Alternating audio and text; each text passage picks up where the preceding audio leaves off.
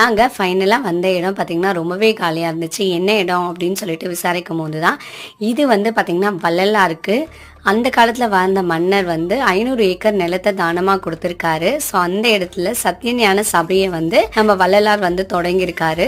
இந்த இதெல்லாம் நான் புக்கில் தான் படிச்சிருக்கேன். இப்போ தான் ஃபர்ஸ்ட் டைம் வந்து நேரில் வந்து பார்த்துருக்கேன். ஜோதியாய் மறைஞ்ச வள்ளலார் வந்து பூசம் நட்சத்திரம் அன்னைக்கு இங்கே வந்து ஜோதியாக தெரிஞ்சாரு அப்படிங்கிறது தான் ஐதீகம். அதனால மாசத்துல ஒரு நாள் வரக்கூடிய பூசம் நட்சத்திரம் அன்னைக்கு அந்த டைமிங்க்கு கரெக்டா அந்த ஜோதி வந்து ஏற்றி வைப்பாங்க.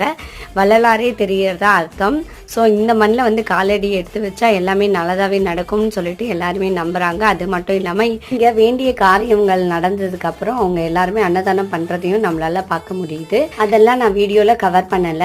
அவர் தொடங்கிய சத்திய தர்மசாலா வந்து பக்கத்துலயே இருக்கு. அங்க அன்னதானம் 24 மணி நேரம் போட்டுட்டே இருக்காங்க. அது மட்டும் இல்லாம அந்த அடுப்பு அணையறதே இல்லையா, அட்லீஸ்ட் அந்த சுடுதண்ணியாவது காய வைப்பாங்களாம்.